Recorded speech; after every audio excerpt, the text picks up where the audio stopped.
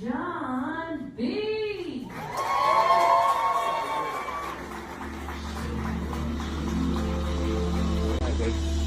Hawaii.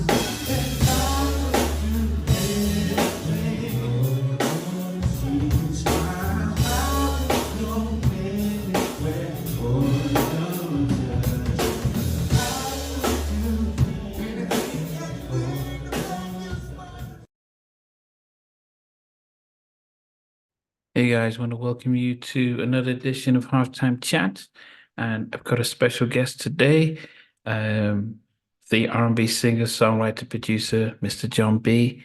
He has come out with over 8 albums and countless hits, working with Babyface and Tim and Bob. I mean, just so many great acts, and and Tupac, the late Tupac. And so he's been touring constantly, lots of shows, but in the midst of that, he's actually getting ready to put out a new album. The first single has just come out with Tank. And so we're going to talk to him about that, his career, and see where it takes us. Peace. Hey, All right. how you doing? Are you there? How are you? Yeah, I'm doing Can you hear good. me? Yeah, I can see and I can hear you. Can you hear me? Can you see me? Okay, great, great. Yeah, I can see you. How are you, sir? Yes, I'm doing good. I'm doing good. Yes, it's I know it's Thanks about for having me. pardon? I said thanks for having me.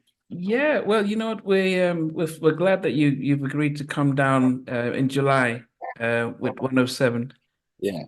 room 107. So that's on the on the 4th of July, 7th of July in London. So we're looking forward to seeing you there. But I think we wanted to get some of the UK fans sort of updated with what's been happening with you for this time. So they'll be anticipating the concert in July. Well, a lot's been happening with me. I've got an album that I'm putting out very soon. I would say, are we doing July still? Yes, July is when the album is going to drop. Do you have a date? I don't, because it may even be sooner than that. Okay, well, we're looking at the date still as far as the exact. You know, wifey controls everything, all of the she controls all the release dates, all of the, all of the booking, all of the Yeah, everything. yeah, well, I I started. do the creative part, so my as long as I stay in my bag, I think we'll be okay. As far as Yeah, the album sounding good, as far as everything else, this is one of the albums that I've done the most video production for. As far as we filmed like 6 or 7 videos for 7 songs on this album, so lots of visuals for this wow. album, just fun.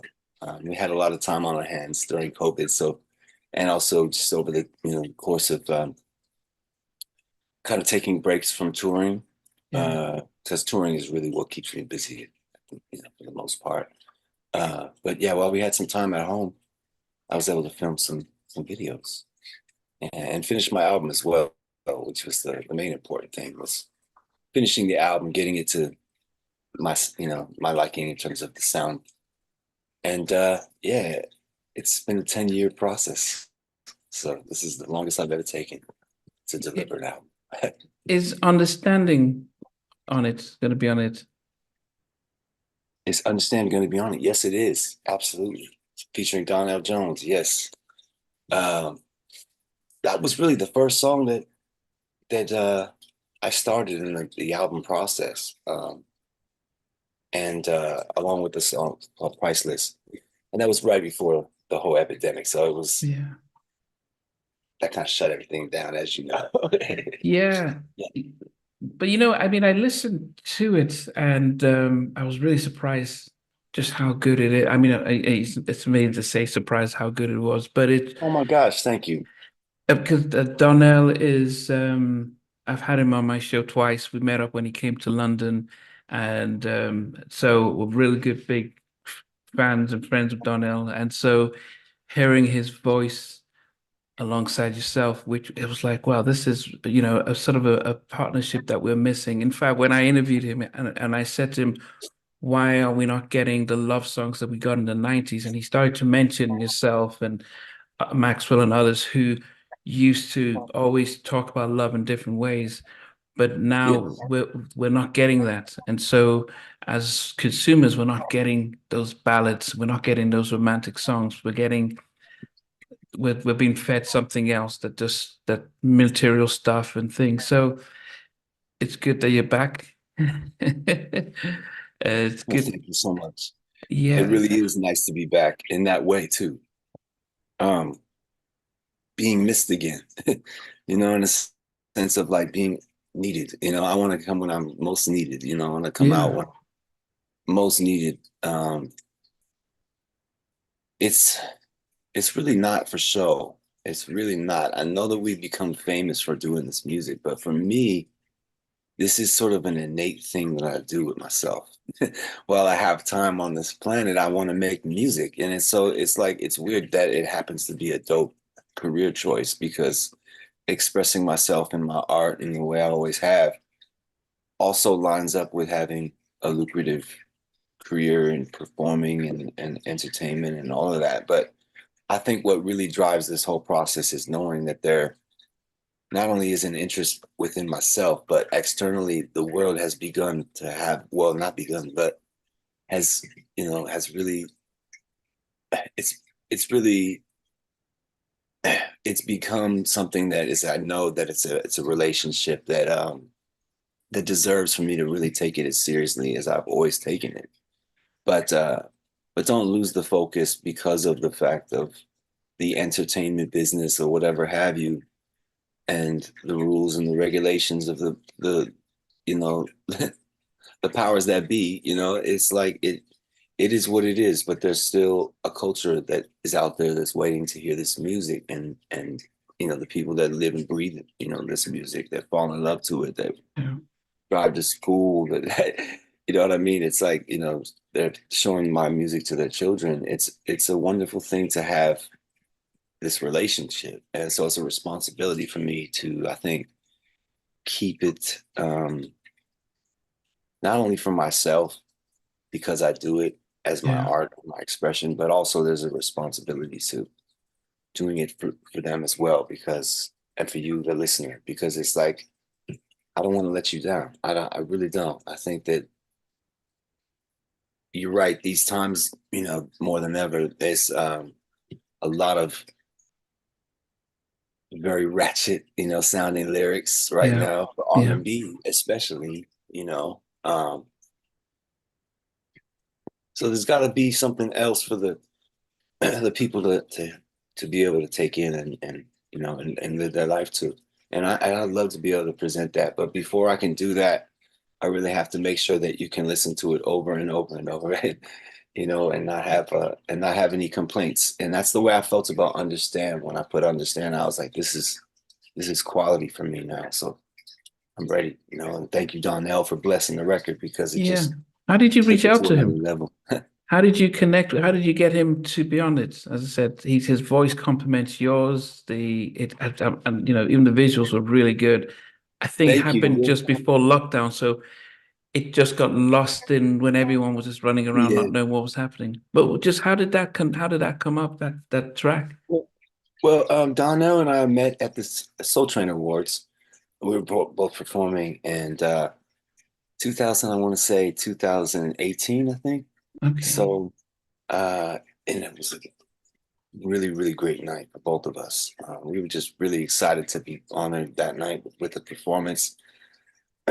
And so, we were both kind of nervous backstage, and I just kind of like spoke to him for a moment, and we both got our heads together in terms of like, man, they're celebrating us. You know what I mean? This is wonderful. All this time we've been able, you know, you know, been able to do this. So, we kind of keyed into what we had to do there, and both of us performed really. That's one of the most memorable times performing now is that Soul Train Awards, the BET Soul Train Awards 2018. And I really wanted to, after seeing that, I talked to him after the show, and I was like, man, I would love to get you some music. So is there an email I could send you something? He's like, sure. He gives me the email. So I send him Understand, and Understand was pretty much a done record for me. It was already written and everything. But I always, when I wrote it, my friend Tim and I wrote this record, and Tim, he wrote the verses. A lot of the verse was Tim, and after he finished it, I said, "This sounds a little bit like Donell Jones," with the first verse. I was like, the pocket of it, the way that you have the melody. I said it kind of favors Donell Jones even more than me, because we were writing a song for me. Yeah. And so we always had in our head that it would really be dope if we could get Donell Jones to do this. And then when we crossed paths, man, I gave him the song, sent him the song, and he loved it. And he didn't want to change nothing. He was like, "Look, I'm gonna sing it just like that." And man, he just put his swag on it, and it really, Yeah. really. I mean, I'm a Donell Jones fan, so I know, his style and everything. He really put his thing on there in terms of just those lyrics and how to, just to adapt to a song and just really, really own it. Yeah. I loved it. I loved his performance on it. So yeah. Yeah, it's an amazing, a really amazing track. In fact, and I'll reach out to him just to really, but I didn't to reach out to him to congratulate him on that. And actually, when I look at your sort of music career, in a sense, it mirrors his as people who are self-contained singers, songwriters, and producers. Yeah. But in some cases, you had others complement your albums. And I don't know when I spoke to Donnell about working with Eric Williams from Blackstreet. At first, he was hesitant about having somebody else come on. He's like, let me do it on myself. But he later appreciated the fact that actually they're bringing out something that I didn't. Mhm. When I looked at your catalog and I went through, all your albums, and I started with Bonafide, and you did um 11 out of the 13 tracks you did wrote and produced it, with Pace doing Pretty Girl and Someone to Love.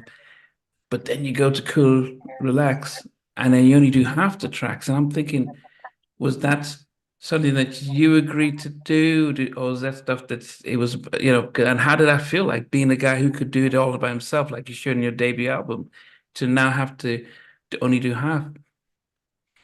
Sometimes being part of the genius of doing this, if you want to call yourself, or even refer you to yourself in that sense, I don't know. It's kind of like different, but that's what people tell me is more or less part of the genius. Sometimes is about knowing when to back off and to play the seat of the artist, take the seat of the artist Mm. and the songwriter as well.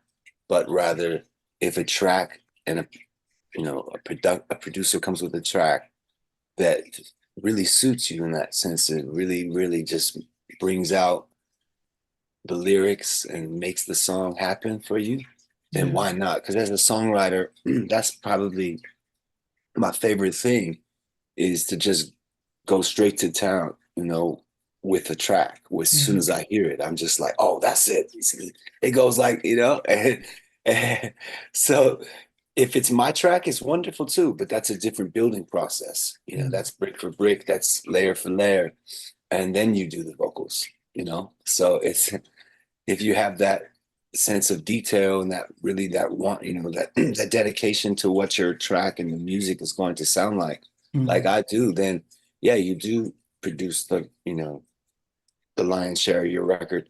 For Cool Relax, it was much more of a mixture of producers that I would really always wanted to work with too, as well, like Ali Shaheed Muhammad from Tribe Called Quest.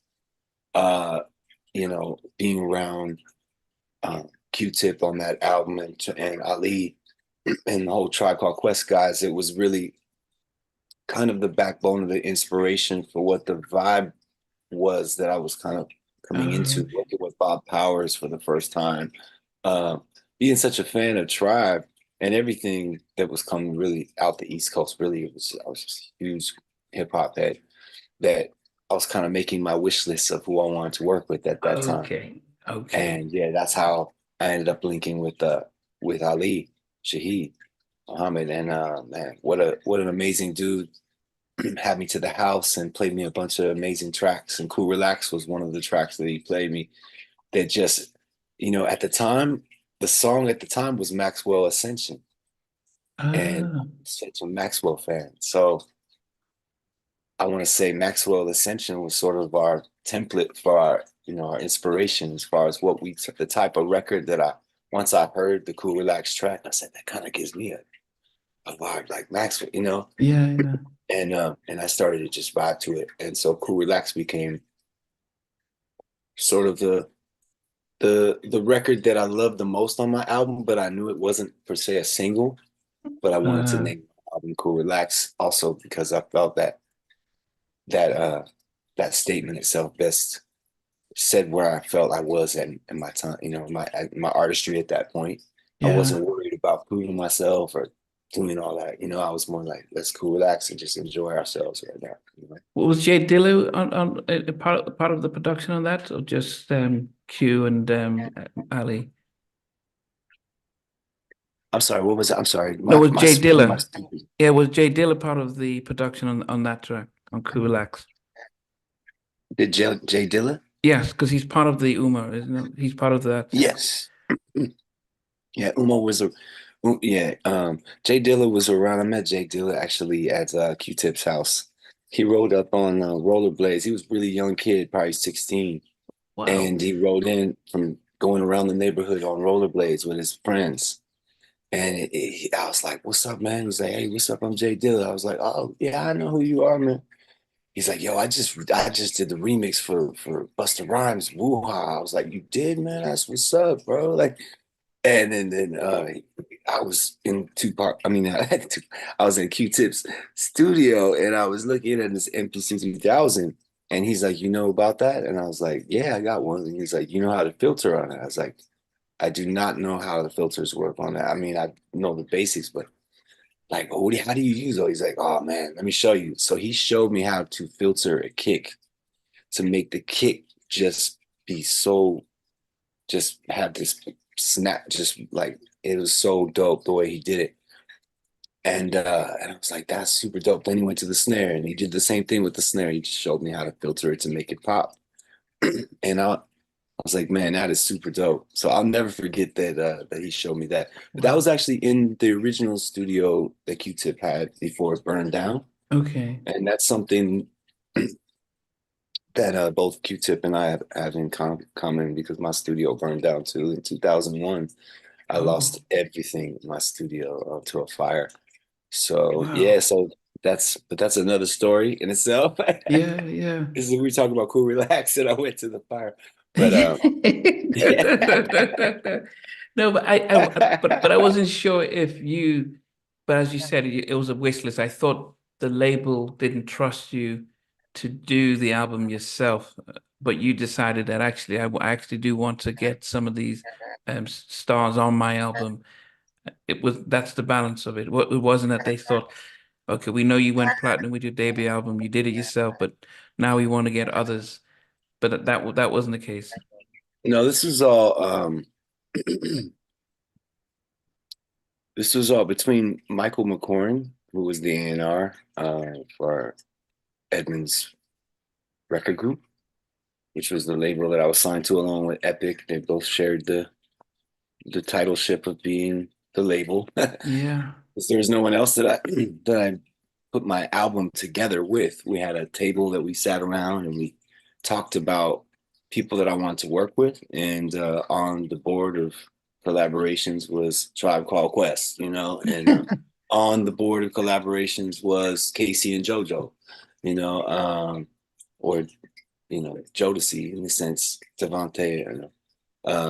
So yeah, I had all of those things that I had gotten together, and then the label also had their sort of wish list of people they wanted me to collaborate with, which was Diane Warren and David Foster. Yeah, and so we kind of, but Babyface was really also involved on that project as well with a song, with 2 songs. But yeah, Casey and JoJo came and sang background vocals for me on that record. A couple songs, "Can We Get Down," the song I produced and wrote myself, and they heard it and they came through to sing on the song "Pride and Joy," which Babyface produced, and then they heard "Can We Get Down." They were like, "We'd love to sing on that too, man." I was like, "You gotta be kidding me!" And so it was amazing, man. It was just amazing. So that album. Am I leaving any songs out there? Well, well, the biggest one was John Robinson also as well with "Don't Say," Tim and really Bob. bluesy kind of like soulful cut that I loved. Mark Nelson on the background vocals, and I remember hearing that playing through. There's not many songs on the album that I didn't write it myself at all. Well, there's probably 2, "Don't Say," and I believe, is it 2 or more? Is that on Yeah, there? 2 more was Diane Warren, and then Yeah. So yeah, and then and also "Pride and Joy" I didn't write as well. "Love yeah, Hurts" I didn't write. But don't these what about Don't Say? "Don't Say," yeah, that's for the one I'm speaking about right now. Okay. It's John Robinson and Mark Nelson from As Yet, the group As Yet. So Mhm. R&B, man, amazing voice, and so his backgrounds are the primary backgrounds that you hear. Yeah. And we really didn't need to. I mean, I added my pad, but I loved the way his voice sounded on those backgrounds, so we left that like that. And yeah, and I love that song. Also, Sanaa Lathan was in my video for that as well. That was her like debut to the screen, the silver screen. It's on my video. Yeah, but I interviewed Mark a couple of months ago, Oh, and did you? also saw him when he came to London. He mentioned that actually you heard the track and said, oh, I actually want, can you get it for the album? Yeah, yeah. John was also really involved too with like the A&Ring of the album too. He was really John was always around in those meetings, and he's a witness to everything that went on. Also want to give uh, Johnny J his flowers for "Are You Still Down?" The track "Are You Still Yeah. Down?" The production on that just had such a sometimes it's about really being a selector, really Mm. being an amazing selector of just energy and Yeah. what makes you feel like what. And that's what I wanted to do on Cool Relax, was just create this energy with all of these beautiful records that kind of, we didn't know that it was going to blend so well. We just kind of put it down, and I don't think we joggled the order too many times. Maybe a couple, but it really came together quite naturally and quite quick. And yeah, it was a beautiful, beautiful album for me. It was like one of my favorites, I think, if not my favorite. Yeah, I mean it's I'll go to places you like, because that's probably my favorite. But Oh, thank you. I just interviewed Bob Robinson from Tim and Bob. Yeah, yeah. And Beautiful guy, man. yeah, he is. And then and I spoke to him about They Don't Know, and he said that they were struggling to get singles out because they were very much they were learning their crafts, but they listened to L.A. Reid talk to them about keeping it simple. And so they said that was their first hits working with you, and they learned the blueprint, and L.A. Reid sent them um I think Moet or something to congratulate them, like, yes, you now know how to write a hit. But one of the things about Tim and Bob that most of us appreciate is that they know how to write or produce songs and have the backing vocals that really touch into the sensitivity of men. What was it like for you as a writer and producer working alongside Tim and Bob and making this one of your biggest songs? helping create that. Yes, I mean, well, like I said, when you hear a track that speaks to you and just makes you just start just wanting to just go there, that's one of those. This is one of the great examples of a song that I just didn't hold back on. It's kind of like a train of thought, and it was really a very, very kind of conversation record, where it was more kind of down to earth on some more real life and less metaphors. There are some metaphors in there. Want my cake and eat it too. I use some different stuff in there, but for the most part, it's like I'm speaking to you. And I was going through some things at the time that really helped kind of like make that natural to Wow. tell that story. And being a young man, and being in the music, industry and getting all that attention and whatnot, it was very easy. And also having a girlfriend at the same time. So wasn't quite yet married, but I think I was trying to be at that time. So it was more like, all right, if we're gonna be together, let's not listen to anything that is saying people are saying on the outside, the whole relationship bit about, hearsay and don't go to your friends, come to me, Yeah.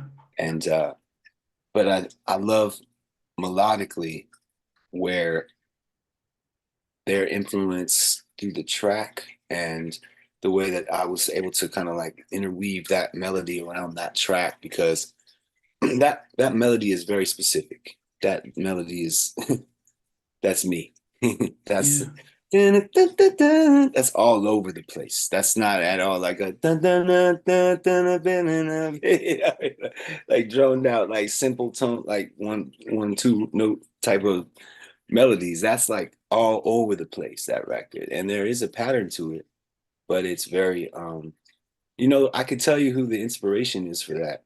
It's Stokely from Mint Condition. I was Kidding listening me. to a lot of Stokely, a lot of Mint Condition, Yeah. and I always give him his flowers when I see him for this, because without him, I don't think I would have the sensibility to even think like that melodic. When you hear a song like "Pretty Brown Eyes," I see you. It's very all over, right? So for me, I wanted to write a song, or like, what can I man would I be? If I live on fame, what kind of girl would you be if you did the same? It's very, very it's got a very staccato and kind of like bouncy kind of da, da, da, da, da, da thing to it, which is for me what kind of was the genesis for me thinking about the pocket for They Don't Know and how I was going to approach that. Are you gonna do it like bum, bum, dun, dun, dun, whatever like that? Or are you gonna bump, bump, bump, bump, bump? So I was like, dun, dun, dun, dun, dun, dun, dun, dun, dun. That's my pocket, and yeah, that story itself is kind of like, it is something that I think that is very easy to relate to. So it's lasted all these years because it's a simple story. Like L.A. Reid said, like be simple about it. Yeah, I mean, Babyface, I feel like is the same example for me as far as to show how you can be oh so simple and articulate is the Yeah. word, uh, and just really paint the picture. You don't need to be crazy metaphoric every line and punchlines and this and that. You can actually say what it is Yeah. and tell, and have the conversation, because the punchlines are great for when you need them. Like, like I'm on the second verse and I'm like, I said, I want, you think I'm doing, whatever, and you think I want my cake and eat it too. I mean, that's the farthest that we kind of went with it, you know what I mean? And as far as metaphors, but Yeah. yeah, for the most part, it's quite literal. It's quite, Who sang the backgrounds? Because that's one of the things that we don't get a lot of good background sort of, harmony the backgrounds as well. harmony. Like, Yeah. Who was doing yeah, all the but harmonies? it's not just the drone single note unison, Mm. um, a bunch of voices singing one note. It's actually like five notes. I think it might be like three, four notes, I think, we might not have done 5, but knowing us, we kind of Tim and Bob and myself we're all Jimmy Jam and Terry Lewis students, you know what I mean? Yeah, yeah. So it's and Babyface and L.A. Reid and Babyface students because it's their music that we grew up off of. And so I think we all wanted to know how they stacked their vocals when they recorded New Edition, when they Yeah. recorded Janet, and so in our own ways, I feel like we kind of recreated that sound with our sound, or kept that tradition going with a lot of the ways that we approached our stacks, is what we call it. Yeah. In the of my vocals, when we're stacking the vocals and I do the first note. Well, it's not too early right now, but I don't want to sing, but it's like after you do the first note and then you do the second note, which is usually the harmony, or the third, something, however you want to stack it.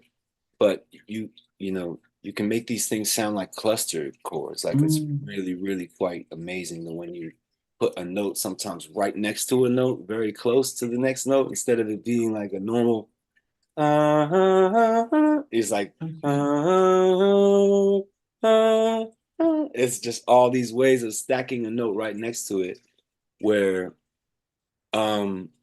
sometimes those little ghost notes in the background that you're not really paying the most attention to, they really give it quite an amazing texture.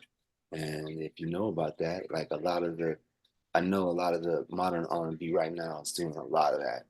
Okay. Cluster chording and making these really close, like, sort of like unorthodox harmonies, but they just work, Yeah. And I love that. I'm doing a lot of that on the new album. There's a lot of like playing with the harmony. This new single that I just put out, "Waiting on You," is actually quite and a great example of that. The way I did that, I actually collaborated with Tank on this new single. Yeah, I saw. Yeah, I saw you performed alone and on the Tamar show, but I saw even seen the video with Tank. Oh, And sweet, yeah, yeah. yeah, and I was going to get to that. I think one of the things is on your Bonafide, my favorite track was the one that you did with Babyface, Lonely Girl. It didn't sound like a Babyface track, but it was just so beautiful. Well, I'm sorry, what was the song? Lonely Girl. Lonely Girl. Yeah. Oh, I love One Lonely of my Girl. favorite tracks by you on that album. It was That's a collaboration between the two of us. I mean, we both produced that and wrote that together. And it's interesting because the song itself, I was going through a divorce at the time, and getting over a divorce. I was had already been through it, but it was sort of lingering in my spirit for the whole lonely energy, during that time. And so my chord progression was start out minor, in the minor key, and started to go into this chord progression, and right away we started to come up with the main hook and stuff like that, and that was what we came up first. And then when we went into the verse, it was weird because I hit the chord like a wrong way. I made a mistake, and then Kenny goes, "I like that, like keep that like that," and because I was sequencing, we're on the MPC and I'm sequencing the pattern for the song, and I'm playing the keyboard part down. And he's like, "Keep that like that." I was like, "Really? That's it's kind of dark, don't you think? The way that I raised this one note on this chord." And he's like, "No, that's dope." And so we just kind of left it, and we wrote that record is one of the most it was a really fun record to write together because he was instrumental in showing me how he can be articulate with words and be so specific about telling a story, and just stay to the story. All right, and we're talking about a lonely girl, so let's let's tell the story of the lonely girl, and the way that we were able to craft that together. I just watched. Sometimes you say a little bit, and then you kind of shut up because let this man work. Let him do his thing, and that's what the fun thing about collaborating is you push a little bit at times, and then sometimes you hold back, and then you pull back. So that's the whole thing, is knowing when to do so. And that's a great example of us both really just kind of iron sharpening iron. The horn, all the horn parts and all that, I did all that. I felt like I was in my Quincy Jones bag on that song. Like, it was very, very, all these rolling kind of horns, and I love symphonic stuff. I love stuff with like a lot of detail to it, Yeah. So I always wanted to make my music actually real orchestras, like to have a real orchestra in there, real horns and stuff. But we didn't actually do that. But still, the song's a great song. It's a I could beautiful talk about it song. forever. Yeah, no, it's a beautiful song. In fact, the fact that you asked that, because somebody, one of my viewers, Dobie Sonic, said, "Did you use live strings on the on Overjoyed, Faith Evans? Did I use what? Live strings, Like, live instrument, like the oh strings." yes, I'm sorry. I have like a busted speaker on my Okay, that's fine. computer, and so it's kind of distorting as you speak, and I'm trying to cover the speaker so it doesn't distort. Time for a new computer. Hello. Um, I used Rhodes on that, which was Fender Rhodes. Yeah, Okay. 1975, three Fender Rhodes. Yeah, with the speaker cabinet, the old school Rhodes, and that's what makes those really bubbly, kind of like Bob Jamesy kind of. But I actually used, I think for like the little, also on top of that, layered on top of that is like some synthesizers. But Okay. yeah, for the most part, that song's very live. The drums are um are programmed, but yeah, but the fact that the meat and potatoes of the chords is all on the Rhodes, and just that's a very, very Okay. Rhodes piano um, Okay. record. Yeah. That's off of Bonafide. You had Gone Before Light. But was the song initially supposed to be titled "Also So Special"? Because that sound felt like the name of the song, but did you have it? How did you settle on um guess like "Gone Before the Lights"? But it felt like the song should be called "So Special." Oh, Right? well, it very well could have, but Gone Before Light just is so dramatic, and it's the last thing that I say on the hook, so it's Okay. very. The story is it's like the Phantom, the Phantom of the Opera kind of Yeah. energy. It's like, all right, out before the dawn, you know what I mean? And it's very Duran Duran and also Sting influenced as well, like my Mm. production on that. And also I want to say even Chris Isaac, like back in Ah, all the yeah, yeah. music I was listening to at the time, was kind of making me want to make that music. But to have the nylon guitar player that I had play on there, I forget his name, but he was just virtuoso. We also have my family play strings, chamber strings. Had a little chamber string orchestra. It was just the three of them. My father playing violin, my sister playing violin, and my brother playing cello. Wow. And we stacked it up a bunch and made it sound like a nice little string section on the vamp of that song. So, but yeah, that song is it's probably the to show kind of the level in terms of like all the influence and Mm. how kind of I can stretch my style very far. Like I always wanted to produce songs for movie soundtracks. Okay. So that's a great example of like a song that would be like I'd love to put something like that like on a James Bond film or something Yeah, huge. yeah. You know, that would be a dream come true to do it something. it had that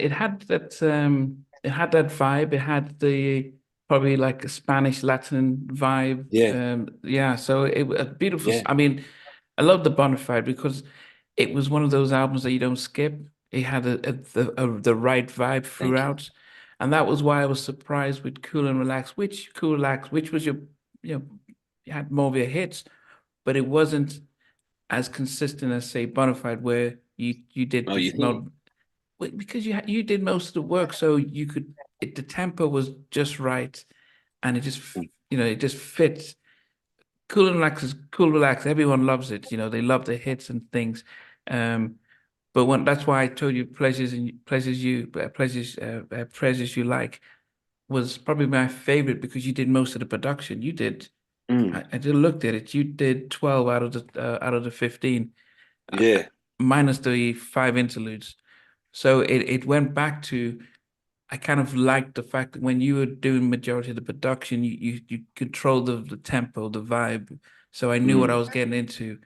Um, mm, but as I said, no one can deny how the big productions on Cool Relax. But I didn't know when you think about those 3 albums, those first 3, did you see the difference between when you handled the production and compared to when you had Cool and Relax? Because Pleasures You Like, I said my favorite, um, followed by Stronger, Stronger in Every Day. You'd be surprised that I actually love Comfort Swag and Helpless Romantic. So I went, Yeah, those albums are now I've gone back to doing albums primarily myself. Like the last 3, I think the last 4 albums. So this album, Waiting on You, is all me, except for I think maybe one track, which is Waiting on You is produced by Brady Watt, the lead off single, but everything else on the album is me. And the last album, B-Sides, was also all me. And Comfortable Swag was on me as well. yeah. Except for I think one song I had Nnamdi Adonis produce a song for me.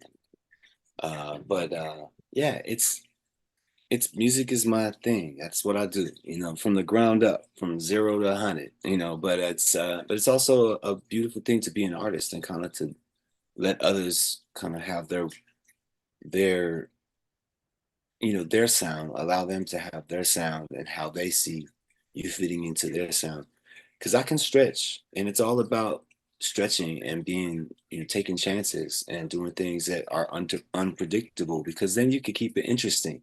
Because you can always go back to the old templates. You can always go back to your doing it yourself and being the only guy in the room. But yeah, I think there's some magic in collaboration. It's like for me, the things that really keep this thing very interesting for me. Yeah, but think about Amnesia. And I'm I'm like, sorry. amnesia on Amnesia. comfort. Yeah, yeah. Yeah. I mean, you're talking about being out of your comfort zone. That was Yeah, like, that's a return to like an energy like Gone Before Light you mentioned before. Just getting back to showing that side. I'm a huge Duran Duran fan. Like I've okay. I've I've always used Duran Duran for both musically and visually, as sort of like my it's my music, it's my go-to inspiration music to remind me of what I do, which is art, which is Mm, create art, and their consistency and ability to be so vulnerable in a time where it would seem to be quite the opposite and that would pay off, so it's just gonna go just kind of go crazy, as far as what they could do, but at the same time to be able to have the taste to be able to kind of do what they do the way mm. they do it and not sort of try to stay up with the trends, but just kind of keep the sound selection interesting and kind of keep changing, but they kind of go back to some formulas. It's just as a fan, I'm very, very happy as a Duran Duran fan when I listen to their music now, after all these years. So it's really kind of what inspires me to kind of keep my music growing and to keep thinking like on the up and up as far as like sound selection and just not really don't I mean I stay close to what's happening. Like I keep a temperature on what's happening in the music because I want to sort of allow, you know, we're all kind of like schools of fish swimming in the same direction, in a Yeah. sense, with this R&B thing. So that's how my man DJ Quick recently just described it, you know. And when I did that song Don't Talk and I produced that track, I was giving him his flowers because I was just like, man, that groove back then, that boom, clap, boom, clap, you know, I was inspired by you. All those songs that we grew up just by you, you know, that 1 2 could nobody do it like you. But I was trying to put my triangles and my percussion in the background. And he's like, really? That's cool, man. You know, and so it's always nice to bring it full circle. But yeah, you know, I just keep reaching for beautiful things that I wanted, you know, to reflect and it's all from rock to house to to jazz to reggae to you know to soul to gospel. Nothing is out of balance for me. You know what I mean? That's just it's just music. It's sound. So as long as I can kind of get in there, even with like the new energies of like Afrobeat and on a piano and things like that, and how that's flipped R&B, like Yeah. that gave a kind of new injection to R&B. I love that. So you know, I've always played with the dancehall energies as well. You know, as far as like that being a huge you know influence on me too, and kind of traveling and hearing music worldwide, not just in the United States, and having it be an influence. So yeah, I'd love to show that. So I got a chance to do that on Pleasures You Like with a song like Layaway with featuring AZ. Yeah, yeah, yeah, yeah, yeah, Yeah, yeah. that was a dope way to kind of show kind of calypso energy with the track and kind of get into that. But yeah, being in NY as much as I was out there, I was hearing so much different kind of culture Mm, and also coming to England as well and being in London a lot, like just hearing so much. And I'm just like, oh man, I gotta yeah. put some of that in here. Like, you know what I'm saying? You know? Yeah, but if somebody listens to your catalog, they would see the progression as a producer and a songwriter. Because when you look at Comfortable Swag, it is some dance. It was up tempo. Watching now, it was like, okay, that sounds like Timberland kind of beats. Watching now, I don't know if you, but yeah, I was like, wow, that. I think Nelly Furtado kind of vibe on the beats that you did, that you did yourself. So it showed a different range. So if somebody listens to Comfortable Swag and then listen to say Cool Relax, they won't realize, wow, this he has a range and he's Mm. producing this all himself. I mean, when you did Comfortable Swag, did you what was the whole inspiration by making it sort of non R&B type of stuff and just being brave and just doing something different? Yeah. Well, I grew up with a lot of influence from the 80s British bands that were Okay. coming out, groups like ABC, and how that music was sort of like it really echoed back the grooves that were happening in America by groups like Chic. Mm, And Chic was happening and the energy, the musical selection of the drums and the orchestras and the bass line being really Bernard Edwards on the bass, just making the bass really move and be melodic. It was almost about the bass, yeah. And the guitars were also right there with the bass. So yeah, to put the kind of groove in a sense, taking it back to the disco era, post disco, really, yeah, yeah, um, era of when R&B. You know, I was born in '74, so that's to show my age there, and that and with the song like "Comfortable Swag" because it's very very you know, disco ball, like, yeah, spinning and, and I love people like Jamiroquai, for yeah, inspiring yeah, that energy in me, of wanting to embrace that side of myself and not be afraid to express it because, yeah. he'll just go to any tempo he wants and he'll Mm, just make it happen. And I love that. yeah, it was a very And, underrated album. but I Yeah. also want to, give John Taylor from Duran Duran his flowers as a bass player because he's always been such an influence on me with my bass lines. And so Comfortable Swag is kind of both Bernard Edwards from Chic and also John Taylor from Duran Duran. Like it's a very, very like expressive bass part. The Comfortable Swag bass line is one of my favorite bass lines I ever wrote. I mean, as a bass player, it's just fun to play, period. But um I will say the tempo being as fast as it was. It's just something I've never done before. So it's like really fun. And when we play it live, which is hardly ever, we go, we go, we go hard. We go hard with that one. It's crazy. It's fun. Yeah, a beautiful album. Helpless Romantic.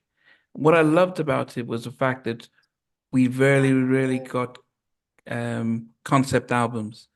Thank you. And when you then start to see the progression from, trying to, okay, can we get serious and going through that whole progression, it's like, wow. And you wonder why it's not done a lot. How did you feel about making that album? Helpless Romantic was a beautiful time because it was the birth of my daughter and also the beginning of my marriage. So we kind Yeah. of just we didn't waste any time. We just kind of dove in. I was the whole reason for really falling in love is because I've been a helpless romantic all my life, and I felt like songs like Drowning on that album really also express that side of myself that I couldn't deny, which was like, man, I'm falling in love here with this woman, and we're about to have this baby, and this is happening. I'm not gonna turn back. Like I'm about to really like just let this thing swallow me up, and just become a new man. And that's what that album was me being, birthing, it was a new, the birth of my child, and also just a Mm. new era for me Yeah. as an artist as well. Yeah, Helpless Romantic is a special record. Very smooth Mm. energy on that album. The Yeah. vocal production that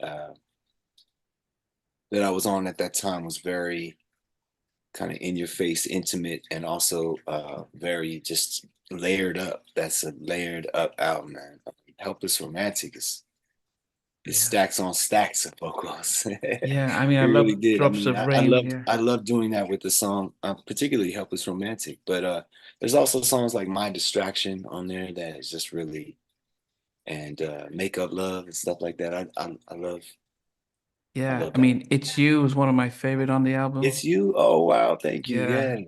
Yeah. Yeah, It's You, Jay Bynum on the production on that. That was fun to make that song. And it's also kind of got a little bit of a I want to say the weekend hadn't really popped yet as an artist. No. So, but he was in sort of like the midst of what was happening, and that was very parallel. It's like interesting when you fly very parallel to someone else, and you can kind of see him in the atmosphere because they're flying the same way, and so that was one of those energies where I felt like I was aligned with the weekend for some reason on that song, and I was kind of preempting where I feel like he was gonna go. It wasn't even that he was making that type of music at the time. I just felt Mm. like Michael Jackson has always been a huge influence, Mm. and if we're talking about It's You, I was very much in sort of a Mike bag on that record, Wow. like thinking in those terms of the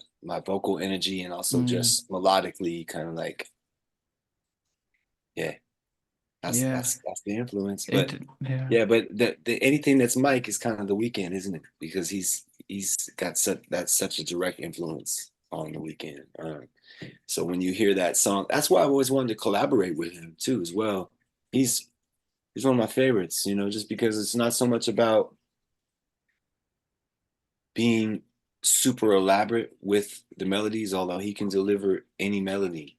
But I think that it's just the way that he sings it and the way that he delivers it, and also the full package, the tracks that he selects and stuff like that. That's why I'm a fan of what he does. Yeah. He's keeping it interesting for R&B.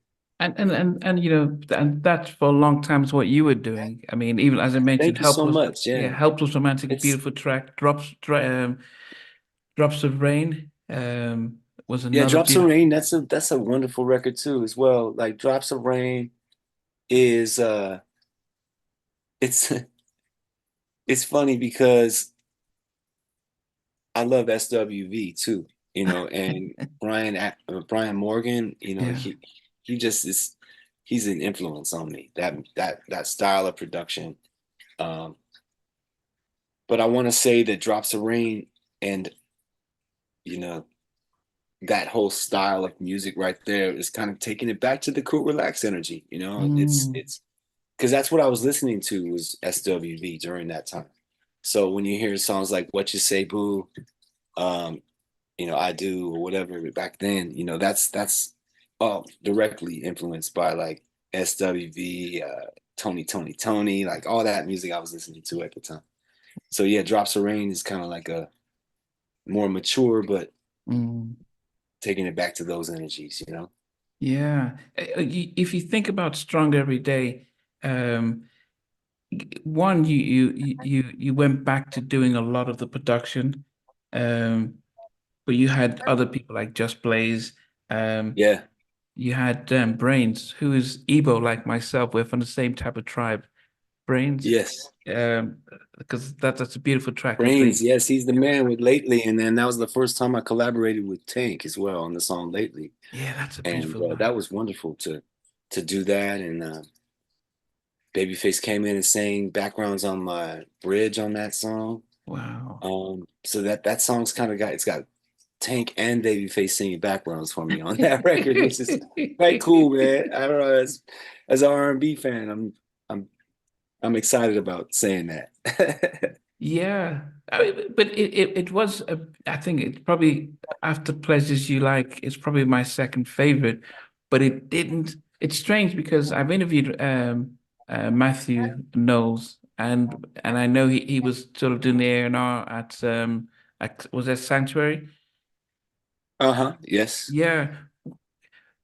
What do you think they just didn't know how to push the album out, especially with your when because it's beautiful, it had all the hits, it was probably as strong as anything you've put out before, but it unfortunately I don't think they put out the right singles out Well, that we got would. we got up to the top 10 on TRL on MTV. That was pretty cool.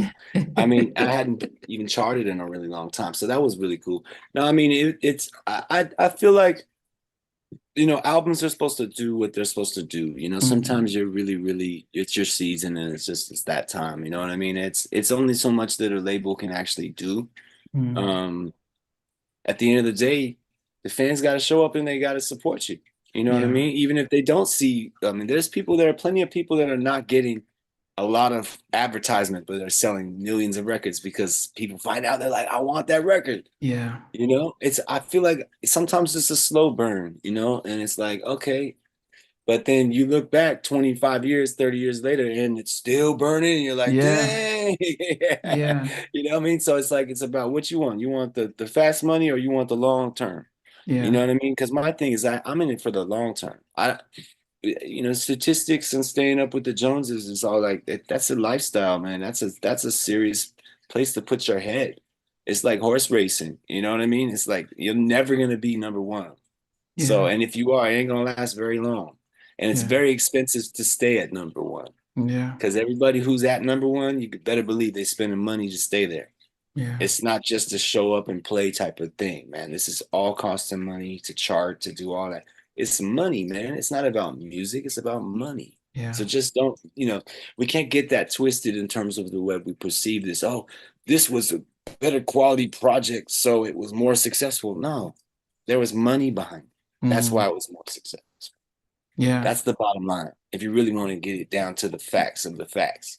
You know what I mean? Yeah, I mean, even Boys to Men mentioned when they came out with Evolution that all their budget went to 98 Degrees, and it's like, and so if the money wasn't there to push their stuff. There it is. It's the money, man.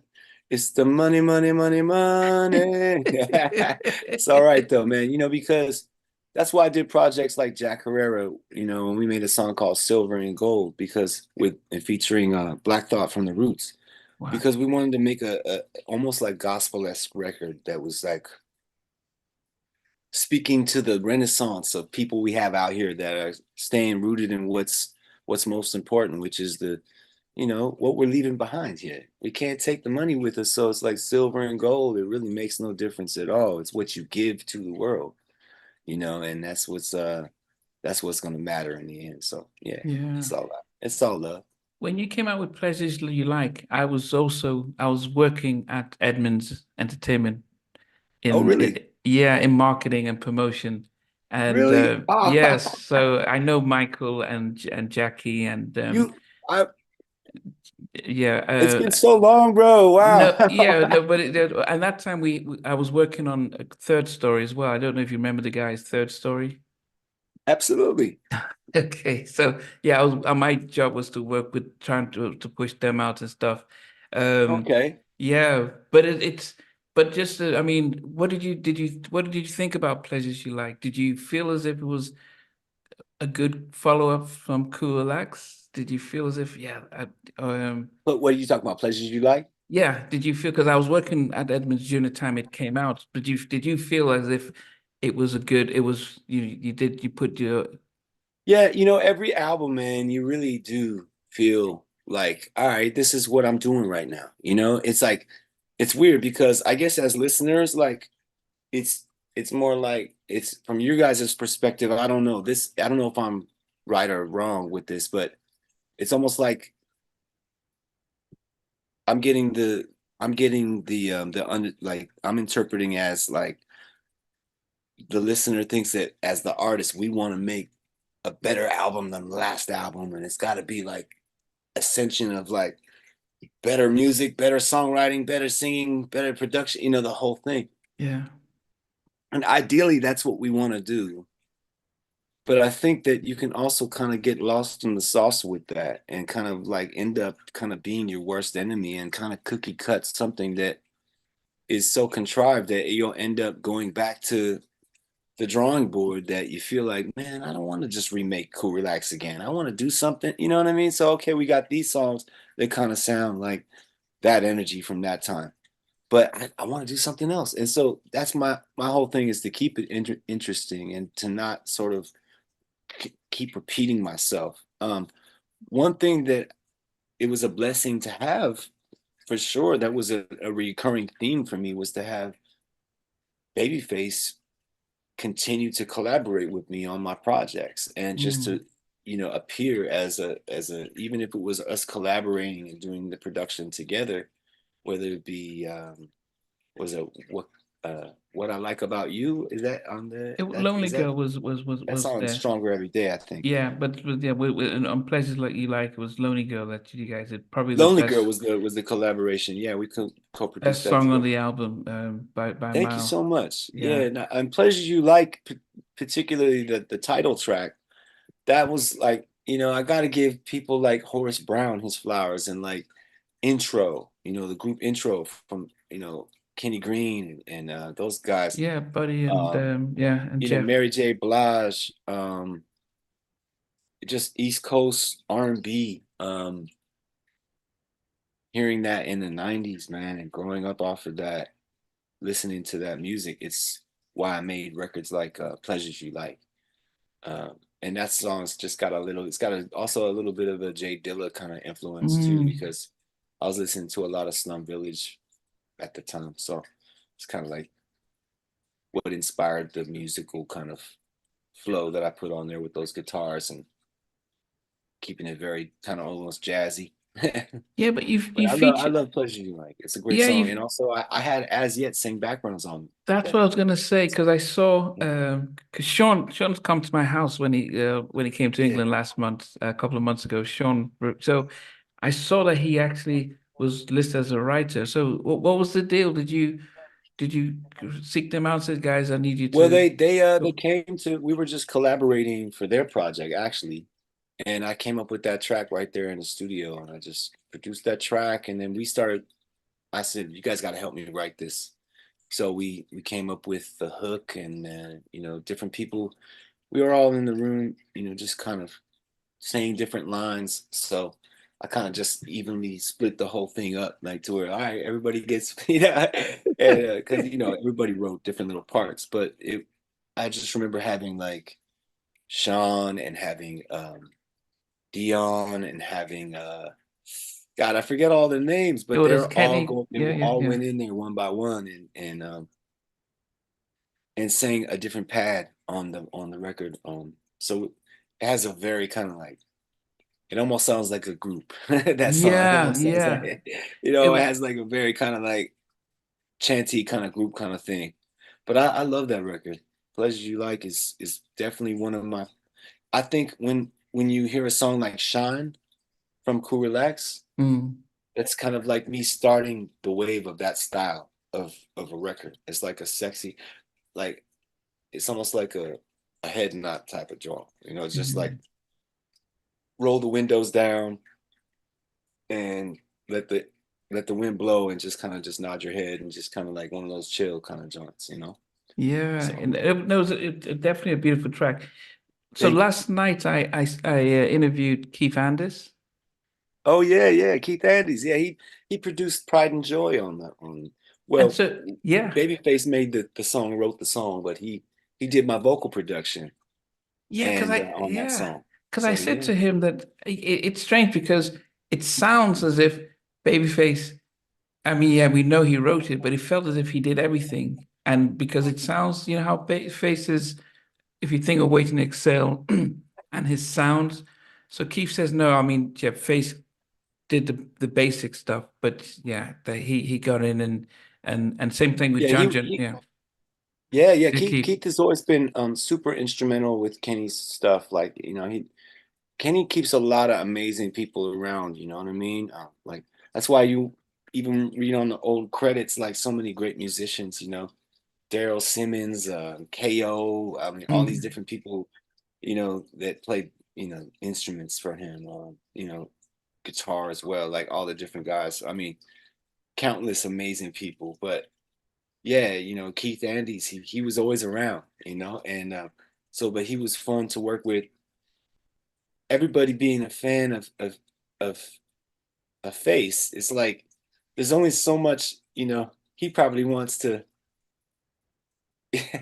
be around that energy as far as someone like kind of reflecting back his energy. I don't know if he wants to be around it or not, but I know that for those sessions he was pretty much not in the room, so okay. Keith was doing the producing, and then when it was done he'd come in the room and he'd check it out and I'd be like, oh god.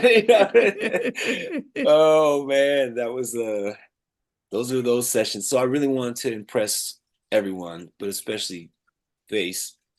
So I remember Keith Andes kind of just saying, "Man, this sounds like one of those records. You need to be like El DeBarge, like at the top, like with you just like Kenny would do or something, just croon at the top, like say some sexy shit at the top." And I was like, "All right, cool, like run it." And I did my best to kind of just really be in that bag of that, just that romantic. But it's so over the top though the way I'm doing it. So it's very very much like complementing, I feel like, the R&B that I grew up off of, and kind of assimilating to that energy, as far as just for that song, it worked. We Mm, originally had Casey and JoJo on background vocals, Babyface on background vocals, and Tony Braxton on background vocals wow. because Kenny wrote the song originally for Tony. Oh, And but it ended up getting left off the album. And so he's like, he played. I said, "Can I have that song?" He's like, "Absolutely." And I was, man, I was very, wow. very blessed to have that song. So Wow. yeah. It, you know, when and there's a track on and on of the of Helpless Romantic. Did you sample something that Daryl Simmons did, or did Daryl Simmons co-write it with you? I mean, On what now? on and on On and On has from Daryl Simmons. with Helpless Romantic. So Daryl Simmons or D Simmons is listed Oh and yeah, no, help. that's D Simmons. Yeah, that's another guy. That's not Daryl Oh, Simmons. Yeah, okay. yeah. I was No, thinking. no. Yeah, On and On was a track that I collaborated with these fellas, D Simmons and those guys. Okay. They came through my crib and we kind of wrote that song together. Um, but the track was really, it was one of those situations that's just like when I heard something that was dope, I was like, I like the way that's put together, and I didn't have to do anything. It's great. Wow. Sometimes I do that. I just play even if your lyrics and your pen is if your pen is dope, when you come with a nice song, like I'm not. I can recognize when something's dope, and Mm. it's no problem for me. I'm not fighting with the ego of being someone who hasn't learned that I don't have to be the greatest all the time. You know what I mean? It's nice to be able to just step aside and let someone else be the greatest one. You know what I mean? In the room, the most meaningful person in the room right now because they wrote the shit. It's like, Yeah, yes, bow to you right now. You know what I mean? Like, 'cause it's so cool how we are able to all touch, this part of ourselves with our sentiments and our ideas, but also touch others, and it's a gift that just keeps giving. So yeah, there's no sort of like feeling like you're off on your own island. We're all connecting. We're all tapping into something it's kind of one mind. It's not a self mind. You know what I mean? For me, R&B has always been about a collective.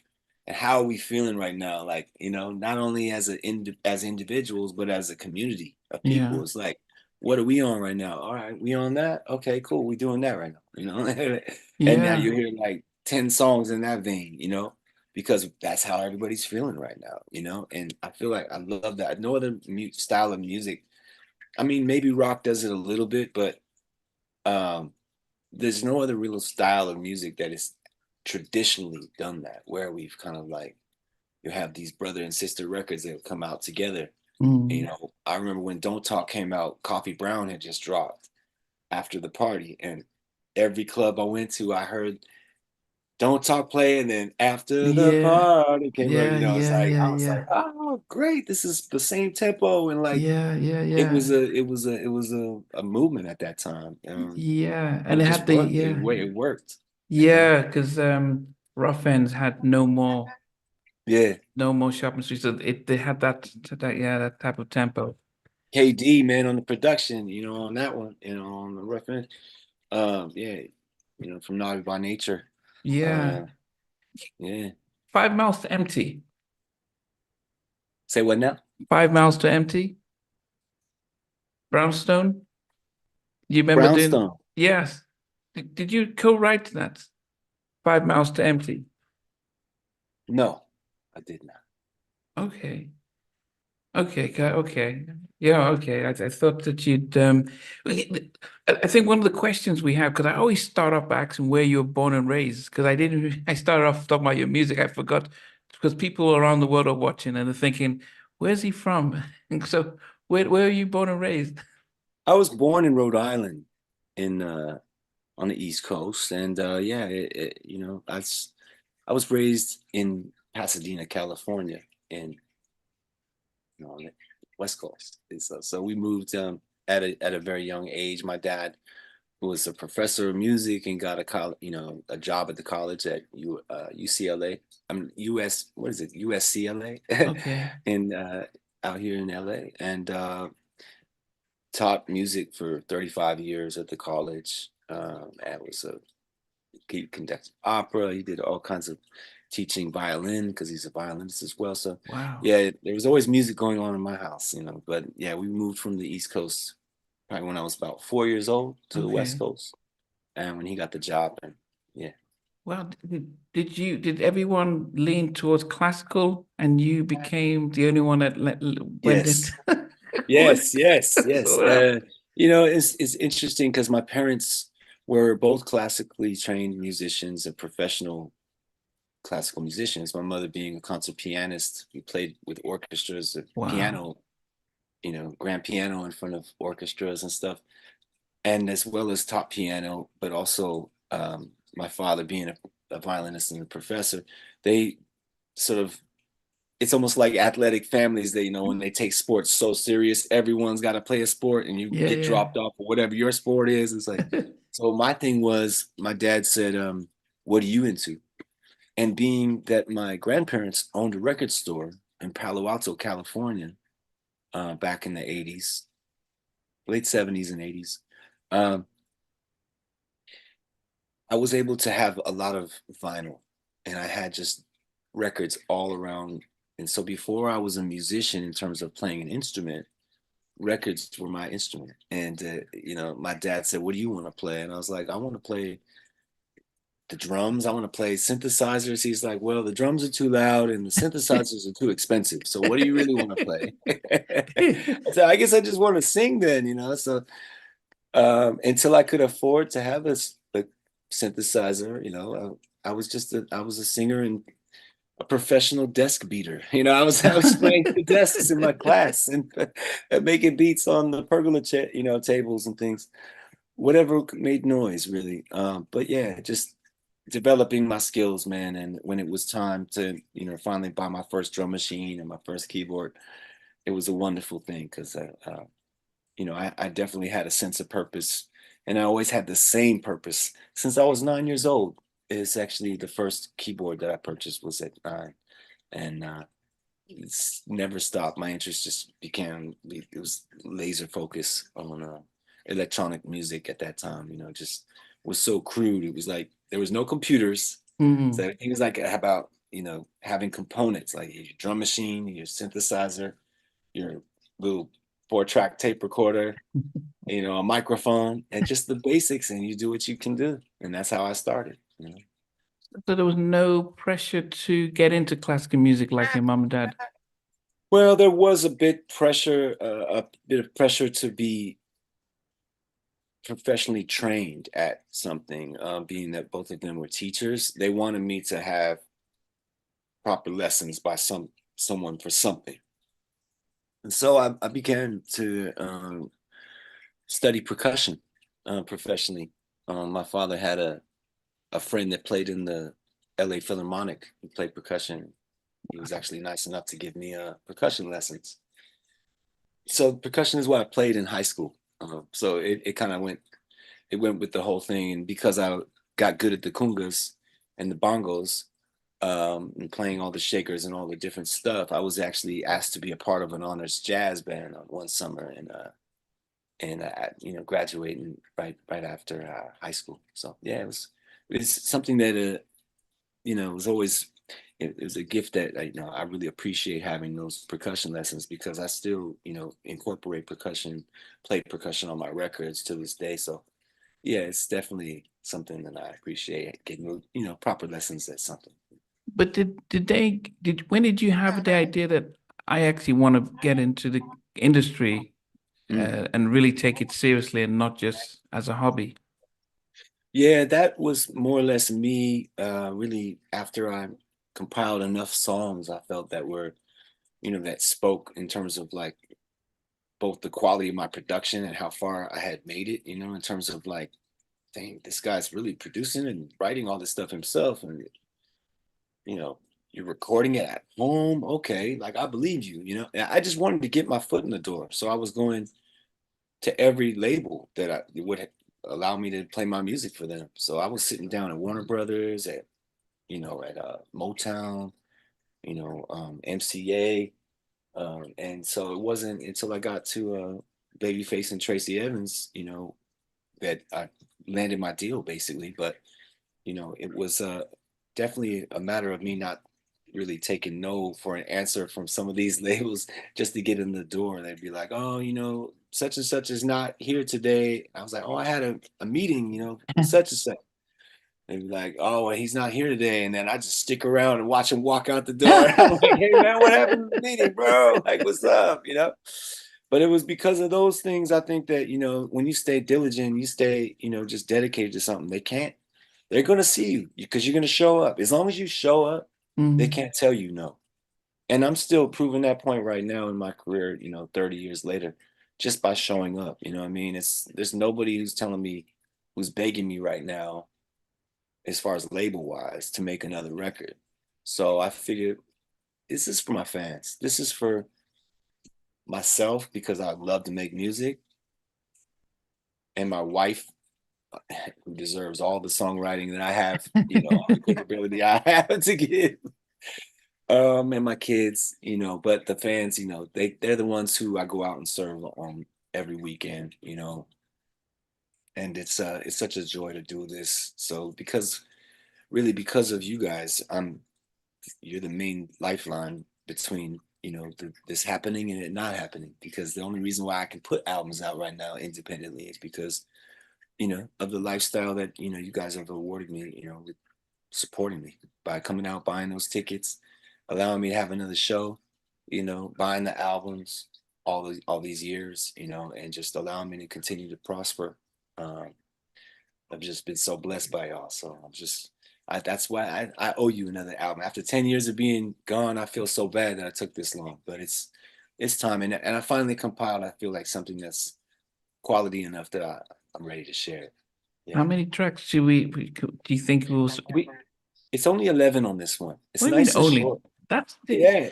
the There's only classics like 11. Thriller with eight and Make It Last Forever and the Guy album. So I feel you like this yeah, was a 8, great chance 11. to say less is more. You know what I Yeah. mean? It's really, and also with the culture that we're living in right now is a very much, it's like, it's almost like hand pick your songs off of iTunes, you know what I mean? Type of Yeah. thing. I don't know if everybody is in it for the full entree. Some people just want to pick that a la carte little, you know what I'm saying?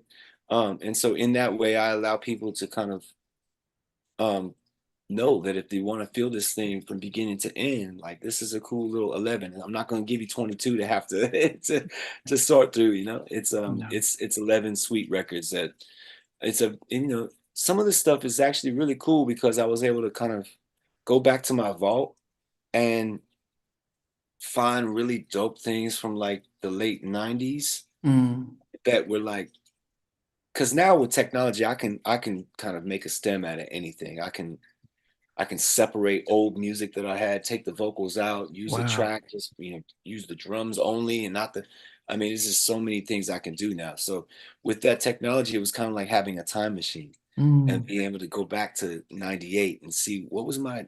I know my drum selection was dope back then, and I was on my kind of premiere bag on this one song. So I like that. I like that. Let me use that. So I was able to import some songs, take the vocals out, leave some vocals, but for the most part, restructure the song in a way where it has an up-to-date feel with my vocal now. But these tracks, it just there's so I just layered on top of the track to kind of give it some new energy. This is just speaking about one particular song. Actually, there's two songs on the album that are like that. But yeah, it's kind of got a D'Angelo influence feel on there. Wow. Very kind of Prince D'Angelo kind of thing. But it's a head nod kind of brown sugar tempo. And yeah, there's songs on there that are one song DJ Quick mixed. I'm really excited about. That was the last song that we just finished. I produced it, but he mixed it. It was very much like a return to the Don't Talk energy, but Mm.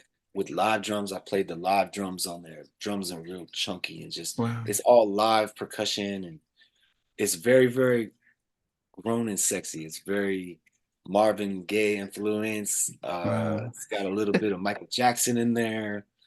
It's just a good and you know what? It's been a long time since someone did a two-step record, like a roller skating record, or Mm. just a real bounce rock skate kind of celebratory kind of song you could play at like a wedding, after reception or something like that. And just I wanted to make a song about my wife and I being together for so long because we've been together almost, well, it's been 17 years. So Wow. it's been a long time. And I wanted to make a song that was basically saying, like, we're celebrating each other, And so the song's called Still Got Love. But yeah, that's one of my favorites on there. I have a song with Rick Ross as well. Wow. That's really dope. It's like something to play like on a yacht in Miami, in the summertime. It's definitely like it's some bossy ass shit. It's really, really dope. I hope that people love it. I mean, for me, it's kind of like the most modern thing I've done in a really long time. That really just fits, and it fits in a way because it doesn't really have necessarily one style. The song is like three styles all in one. It's a little bit Mm. of like Afrobeat, a little bit of R&B, Wow. a little bit of reggaeton, a little bit of Wow. but it's got the hip hop thing is of course the most prominent thing that you feel from it. But with all these kind of like it's got a little EDM in the background. I mean, it's just got a lot of flavor for it. And for it sounds like John B 2024 is the way I want to look at it. It's like it sounds like my current music that I'm doing right now. And the track was actually not done yesterday. It was done, probably 4 or 5 years ago. But I just kept updating and kind of making things sound fresher. And with Ross being on the record, it really just kind of stamped it. And I always wanted to collaborate with him. His voice and his pocket and the texture that he brings to records is just really. I love what he does to R&B records too, because he does a lot of R&B collaborations. So that wasn't a stretch for him at all. He just fit right into the pocket. I went to his house, met him, shook his hand. It was mutual,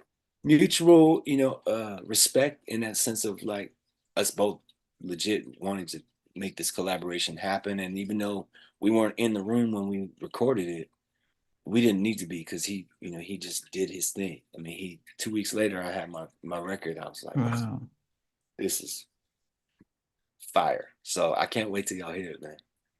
I think when you did one of Tupac's last albums, tracks, Are You Still Down? I think you earned respect of a lot of people in the hip hop community. Like, man, look at how Pac took his time to collaborate with you. So I think anyone that wants to work with you now is thinking, can we do what you did with Pac? So I think. Thank you. Yeah, I think it's an honor, man. I wear it like a badge of honor, that Pac collaboration. And anytime that I feel like I can collaborate with my greats, the guys who, I live my life bumping their music, and I'm like from Guru, from Gangstar, getting to collaborate with him on the Cool Relax project.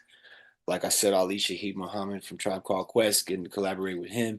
Nas, on the finer things, with on the Pleasures You Like album. Scarface. So many different Scarface, Cuban Link, AZ, Jay-Z, there's the Beanie Man, there's so many different souls that I've been able to collaborate with and really blend with and do it in a tasteful way that wasn't it wasn't reaching. I think that it really was authentic, in a sense. We've just kind of iron sharpened iron, and that's what a collaboration should be. When it's forced and it kind of just for the fact that a person's popular or and then they just throw it. It just seems sometimes a little forced. That's all I'm saying. It's not that it doesn't work. It just seems like when it does work and it really fits and it's congealed, like it blends all the way. A song like Are You Still Down speaks volumes for that, because no one was doing music like that at that time. There was no, rap on R&B.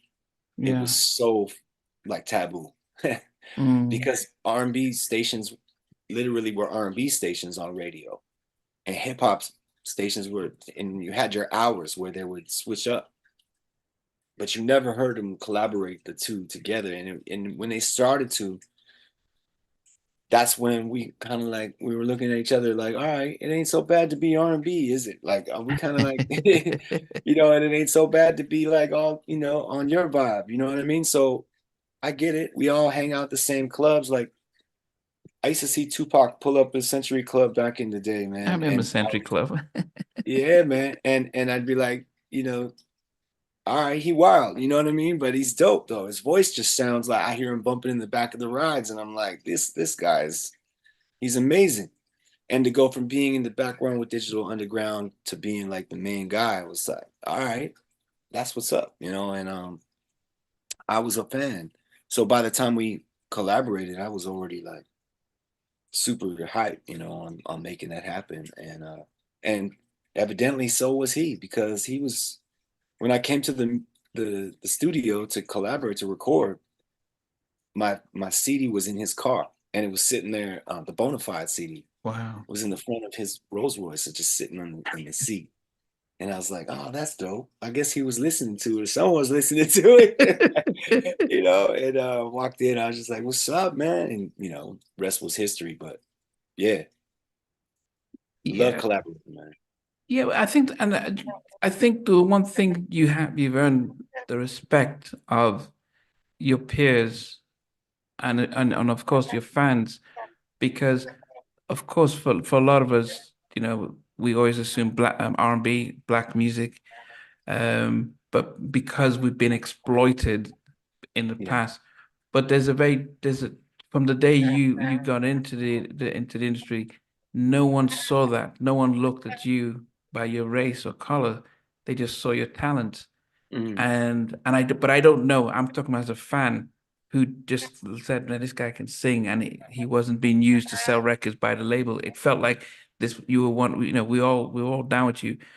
But as when you started off, though, was it like, did you think, were you welcome from day one from your peers, or were others might be a little bit like, will others Well, I hesitate? will say I was the butt of a few jokes in the morning shows for the breakfast, shows, waking up in the morning and you go to radio and I'm like on the prime time, like hour, like 8 o'clock or whatever, as people are going to work and they hear my voice for the first time on the radio and they're like, oh, you sound just like Babyface, and but just like little jokes and things like that of that Okay. nature. So, but that was fine for me, and they'd say stuff about me being white or whatever, but it was kind of like a compliment in the same instance because the next thing they do is bring up like Tina Marie or bring up Bobby Caldwell or something Bobby like that, and Caldwell, yeah. allow me to have that lineage in terms of that connection, which is the fact that they weren't black and they made successful R&B music, and at the same time they were welcomed and as guests in the house of R&B, and they're part of the history of it. So yeah, for me to be kind of like from the jump, first of all, singing a song with my hero, the guy that I felt was Mm. one of the main people in R&B that made me want to choose that style as my primary style of music Yeah. as a songwriter and as a crafter of tracks and things like that. I could have gone anywhere. I could have done rock. I could have done dance music. I could have done anything. But I chose R&B. And it was because of people like Babyface that I chose that style. So getting to sing with him on my first song, really, I feel like it was a stamp of approval from the highest tier. You know what I mean? So you can't really, no one from any other level could say anything at that point. I mean, unless you were like Quincy Jones talking about, no, I don't really see it. You know what I mean? So yeah, I mean, it was really cool to be able to start from that tier with him and to have that stamp of approval. But when you tour now, because I've been trying to get this with the net for a long time, but you were really busy. I mean, I think you Yes, had an off week today, but it's almost as if every other day you're performing. I But am doing a lot, and it's beautiful. I'm singing my new song, "Waiting on You." It's so fresh now, and the energy is just beautiful. Like to celebrate all these years of songwriting, but also singing and performing. I don't forget because I'm always reminding myself every weekend how much I enjoy playing and singing. I'm out there not only just singing my songs that I wrote, but I'm also playing them on the piano. So it's very, very much like getting my skills together. Also, I love fashion too as well. So, performing is a lot and putting on, making videos, crafting videos allows me and my wife and I to collaborate on the fashion. And we're always going shopping, looking for the different looks, the different glasses, the different okay, outfits. Because right now that is like it's been like that for us in terms of like through the years, but I feel as the gigs have progressed, it's made us really see the importance of being like taking it that much more serious than I think that if someone just wears the same leather jacket every weekend, you see them, you kind of know what to expect. It's like I almost look forward to these performances and for the outfits because I don't know what it's gonna be this weekend, and it's a chance to express myself in that way. And as I grow older, I'm seeing the fun of it really is like there's only so many things that I really can flex on at this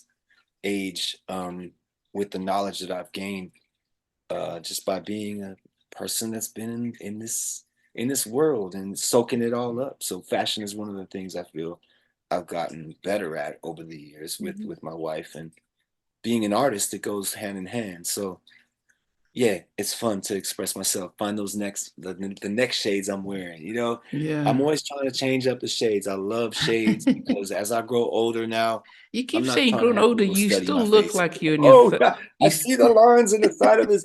Yeah, I mean, he looks 50. No, man, no. no, I look. you look in your I'm growing 30s. You growing still look older like with your grace, you 30s. know. Yeah, And you still so look in your 30s. I mean, you say you're yes, growing brother. older. You I'm know, no, thinking, no. this It's guy stays. bless you, bless you. But I will say that love is keeping me young, both mentally and physically, as far as like how I feel. My children, my 10-year-old beautiful daughter, and my 17-year-old beautiful daughter, and my beautiful wife of 17 years. Like I said, it's just a blessing and something to really live up to. It really is. Yeah, I mean, you did have was that your daughter crying on one of your records? Pleasant you had a baby crying. At the end of Now I'm With You, yeah. So I was manifesting my children. That's what it was through that, Oh, because that wasn't even my child. I just found like a little recording of a child, and I put it on there because I was putting myself in that. I was literally holding that child in my mind, and I was making an interlude. wow, It's like, this is what it's gonna be like to be daddy, like I'm in that mind already. Like I'm thinking that way. wow. Like I want to have a baby with you, like my seeds with you. That's what that interlude was called. So Um, yeah, man. I mean, I got it, and I can listen back to that and hear myself talking. And I was like, damn, I didn't even have a kid, but I sound like how I used to speak to my baby when she finally arrived here. You know what I mean? It's the wow. same guy. So yeah, that's a funny fact though. That's not my, Yeah, my you actual know kid. what? Okay, because I was thinking, because I did that before I got married. I used to just think, I wonder what it's like having a car seat. I wasn't even married. I didn't even have a girlfriend at the time. But I'm thinking about a car seat. I'm like, Yeah, yeah. yeah. So I can. When you said that, I Car remember. seats, man. They're very important. Gotta Yeah, have them. I didn't have kids. I wasn't married, wasn't engaged, anything. But I was thinking, oh, car seat, and so it was just visualizing being a parent Yeah, before it happened, and yeah, yeah, yeah. I think I was a very mature, you know, young man growing up. I kind of wanted to do everything very fast. I wanted to settle down fast. I wanted to have my own record label and have sign artists and have a whole production line of various, artists, and kind of like Bad Boy. I wanted my own, yeah. what I mean? So Def. I wanted my own,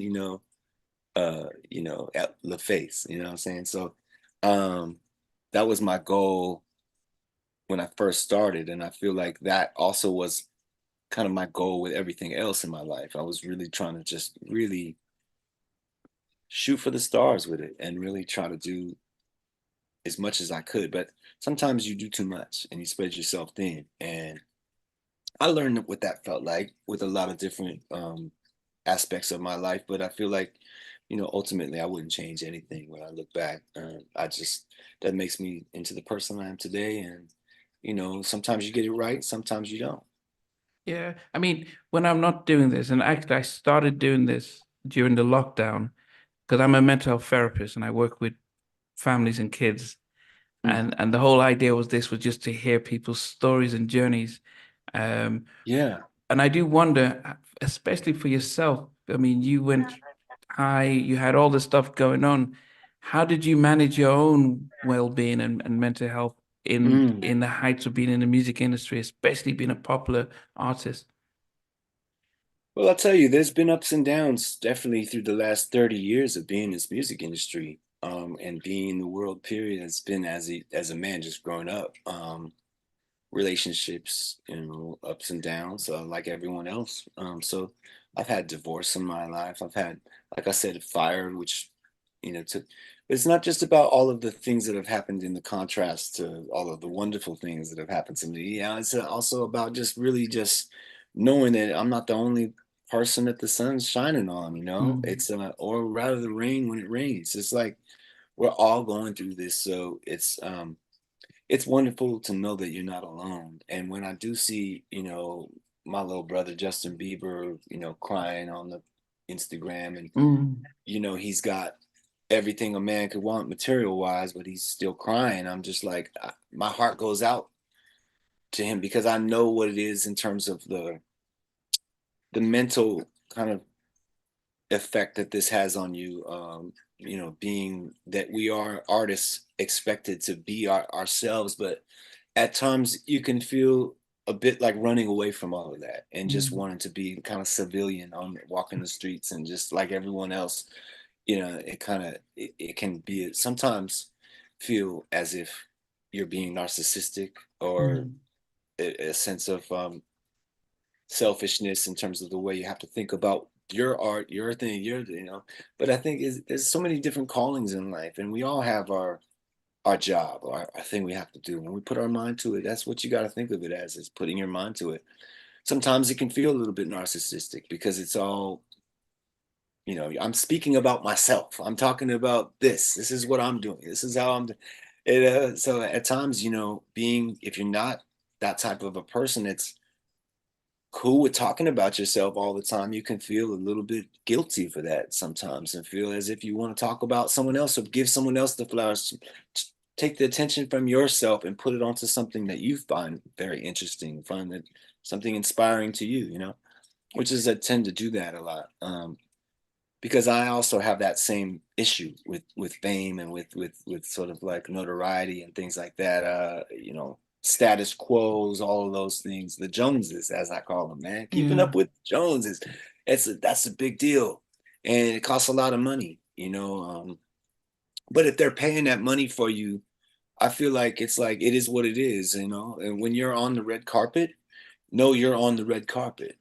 Come dressed, come ready. You know what I mean? Like, don't show up in your board shorts and your t-shirt. You know what I mean? Because there's a certain level of respect that shows, or rather, lack of. So, you know, for me, it's about really holding up the foundation of R&B by representing it with class and with style and with grace. Yeah, that's what's up. Yeah. I mean, John, so as we finish up though, you've come out with 8 albums. I know you've got a new one coming up, but if you were to rank your top three from from your catalog, not the new one, because we haven't heard it yet. So, but what would be number three, two, and one? Probably my number three would be Bonafide. Okay. You really like Bonafide, which makes my No day, man. skips. That's Yeah, it's no amazing. skips. No It's one no ever skips. says Bonafide. Hey, it reminds Thank me of you. 112's debut album where it's just no skips. Wow. And Tim Thank and Bob you. did that. So I love, yeah. But yeah, Well, but yeah. I would take those flowers, brother. I appreciate that. That's what's up, man. That makes my day because those songs aren't always the ones that people, you know, appreciate. But I would say Bonafide would be my number three, though. Yeah. I'd say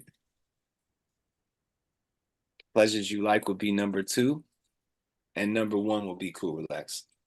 Is it I because mean, it's it's for the me, most it's popular or Cool what? Relax is the album for me that those songs are the most primarily played in my show. Like I have to play every single off of Cool Relax in the show. Or people are saying, why didn't you play Don't Say? Why didn't you play what I do? Why didn't you play They Don't Know? Why didn't you play Cool Relax? Why didn't you play? You know, so it's a trip. Because of that, I feel like that album gets awarded the number one. It's not that the songs are my favorite songs. I feel like that the groundbreaking, you know, things in my life were on that. You know, working with Tupac, working, you know, Tim and Bob, Yeah. working with Casey and JoJo. Okay. Yeah. I mean, yeah, as I said, I did a poll. I had 2,000 people vote, and Cool and Relax by far was the number one that everyone Oh picked. wow, okay. But people were saying don't sleep on Head of Hopeless Romantic. People said don't sleep on Proud. Woo! So what happens is the true That's fans dope. know the catalog and they're like, you guys are just chasing the hits, but look at the catalog. And Yeah. that's where you start to get people who like, really digging in.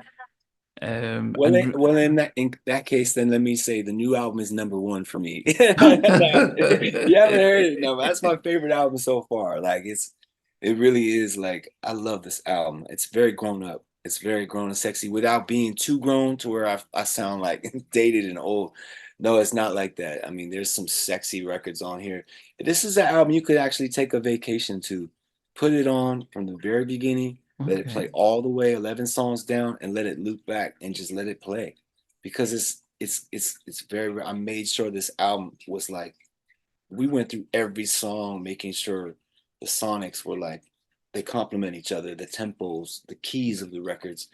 I just there's a lot of meticulous little things I did that make it what it is, and I feel very proud of this one. So yeah, but it's a different kind of proud. It's like it's not a cocky proud or an aggressive proud. It's like okay, letting your kid go to dropping your kid off to school. You know, you've been preparing all summer, and now it's time to go to school again. So yeah, Are you when you nervous put this about it album coming out. out? Are you nervous about it? Yeah, I am because I want people to enjoy it, you know, but I know how we have, you know, music has changed so much. So there's so many different um templates of styles to kind of pay attention to and say, okay, that's happening right there with the trap soul, that's happening right there with Afrobeat and with the piano and you know everything else that's sort of like in that nature, you know, and then we have R&B, we got, you know, Tank and you know and Lucky Day and all these amazing male artists putting out like amazing R&B records. Um, too many to name. I mean, October London, all these different people. So it's a lot of there's vintage R&B made. October London, you know, I mean, we've got you know the hip hop thing happening. So it was just for me, it was really doing what I love and showing that side of myself. But you know, I did all the production on this one. It was really fun to break out the drums again, the live drums, Wow. record live drums on a lot of the songs. I Dad, think there's watch like me four now. songs. Yeah, you Because Dad know, would say, no, it's too loud now, Dad. Yeah. you know, like it's the drumming that I play is more pocket. It's more like you know taking Okay. it back to like the stuff I was talking about with when I first started listening to records and stuff like that. You know. But the fact that you've done the visuals, um, I guess the difference is that your fans now, we aren't buying the CDs as much because we don't have CD players. I don't have a Yeah. CD player in my house. So it is really, either we're downloading it onto our phones or but yeah, those who are 50 up aren't streaming as much. So we're not going on Spotify. So we normally would watch it on YouTube. Yeah. But the fact that you've done the visuals means that you're catering for that generation who just go on YouTube and Yes. keep watching it. Um, Yeah. I mean, this album we've got 7 videos that we did. So for 7 songs, so it's like a beautiful thing to express the visual side and have that freedom to you know really you know really allow that layer to happen. That's a whole nother layer, you know, mm, one layer deeper when you give the visual because it's a story that you tell and it's for me I like telling I like you know allowing it to be kind of like a dream sequence. I don't really mm. like telling like literal stories. We did that in the 90s with like videos like I Do What You Say Boo. That was like a literal story. It's like the story of growing up, you know, you know, like I did and the you know dating and asking for the permission from the family. That was a literal story. Um but as I grow older I'm seeing how you know being a dreamer, being a romanticist like I am, a romantic, that it really it's nice to be able to just create these environments, these atmospheres with whatever we're filming and allowing that to kind of be the story. You know, don't necessarily have a concept. Just find a really amazing background, find a really amazing landscape, find a really, you know, and so Mm. in that I just went out and I was kind of just with my cameraman, we went out and just started just being creative. And I mean, we went shot around New York City, we went shot around Wow. LA. We you know, I'm taking them all over on tour with me. We getting the fans. So we Okay. it's gonna be a lot of kind of documentary footage that goes along with the album as well. We're kind of showing the last, you know, just keeping you up to, you know, up to speed with whatever I've been doing over the last, you know, Did you film yourself making the album? So do you have a Yes, backplate? Okay, so you've yes, got we have that. that. It's wonderful. Like this, I don't think I've ever been this sort of detailed with all of the aspects of making an album. This is really the most detailed I've ever been. And I mean, when you can continue to push your music, not only, you know, as your music, but, as a visual, like to be able to say, I have a, I still have this energy that I'm trying to show y'all. Like take this artistry thing extremely seriously, Mm, and whether you know, whether the labels want to see me successful again, it's not the point. This is what I do. So I know when I show up, hopefully you show up too as a fan, and I'm just trying to provide that opportunity again for us to blend together. And the live shows really say it all. They really are my mm, my main bread and butter, and that's like my main sort of. I put all of my energy into that. yeah. But when I get the chance to really refine, like I said, in this case, 11 songs, like I have with this new album, I don't take it lightly. It's just like etched in stone forever. Like here you go, boom, and just like any other albums have been. But it's just such a load off my shoulders when I finally put it out there and I let it go, and I just send that bottle off to the ocean. Put you got the note, you put it in the bottle and put the cork on it, and then you And it's throw that done. joint out there. And just all right, someone's gonna receive that. So Would you ever do a full set of the album, like a unplugged, John B unplugged of his new album? yeah, I'm gonna actually do a lot of that as well, like the unplugged versions and kind of like the band live versions of the songs as well. We're actually working on putting that together. I just did something that not too long ago that we filmed, and it Wow. was a nice little intimate setting.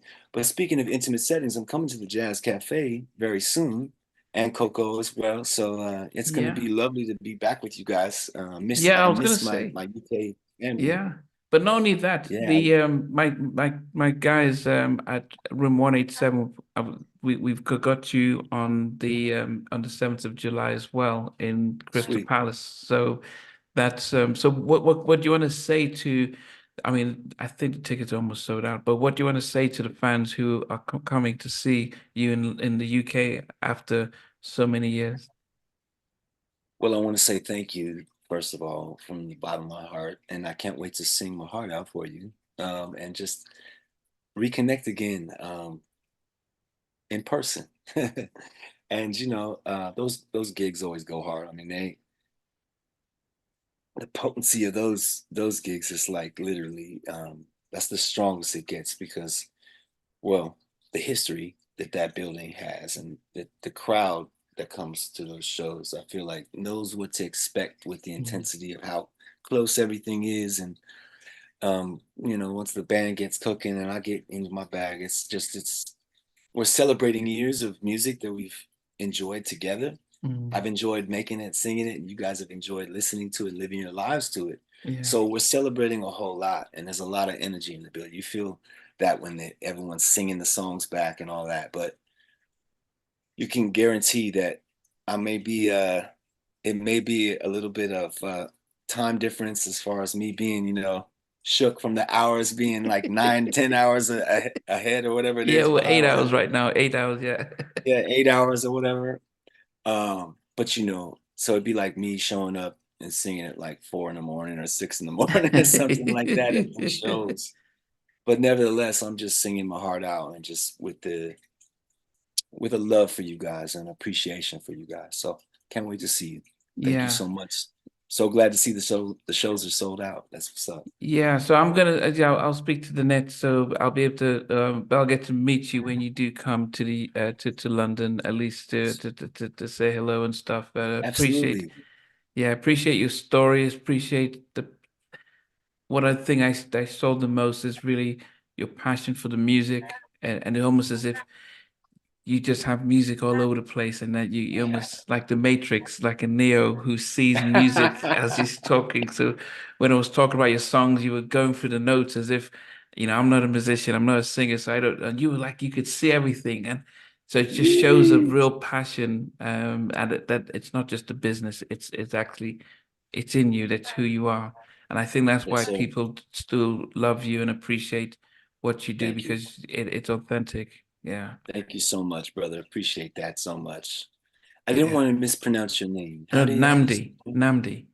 Nnamdi. Okay. Yes, Nnamdi. Yes. Okay, Nnamdi. Yeah, All right, my Nnamdi. brother. Thank you so much for having me. It was such a pleasure speaking with you. Yeah. Yeah, and yeah, please thank Danette. She's been awesome, and the fact that she's your partner in crime and she's setting this stuff up. It's really an inspiration to be able to work beside your partner, your wife, because it Oh shows man, that big up actually, wifey. Yeah, man. Thank you so much. yeah, it makes a Yeah, massive difference. she's amazing, man.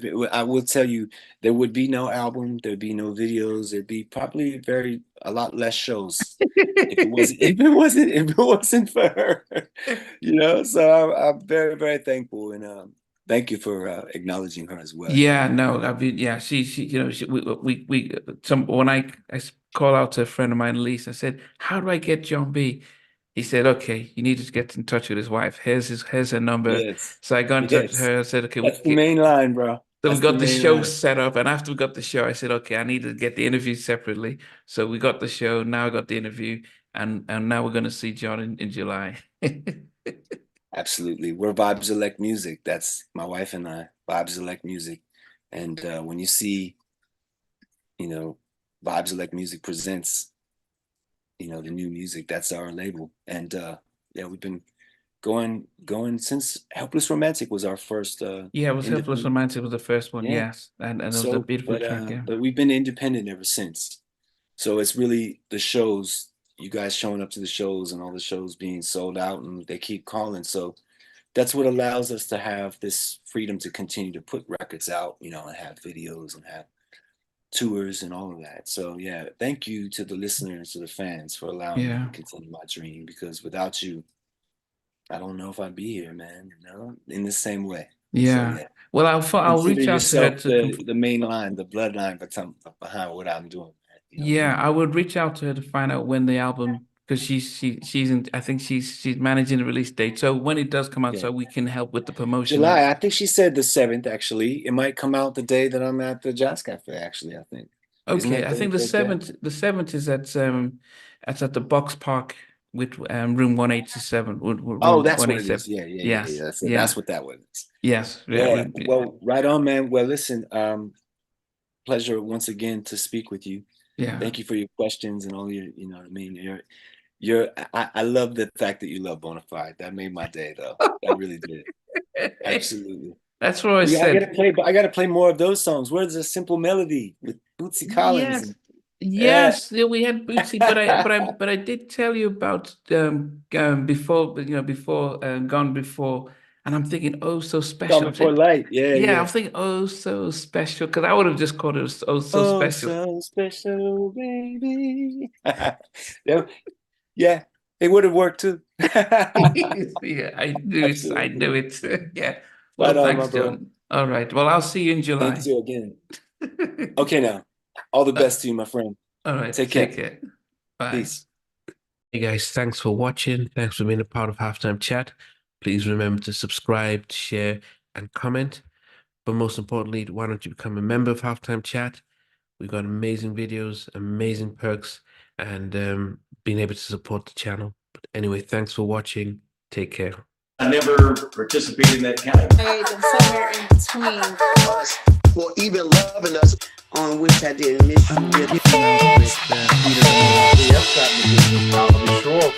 What was it like growing up? She's still making an impact on 4 houses down. I have a couple of pieces. Trying to get this one and that one. That works for you, but just for me, No. Okay. They don't understand what those boys and men all Play it. and all these guys, they all work together. I mean, I love all different genres.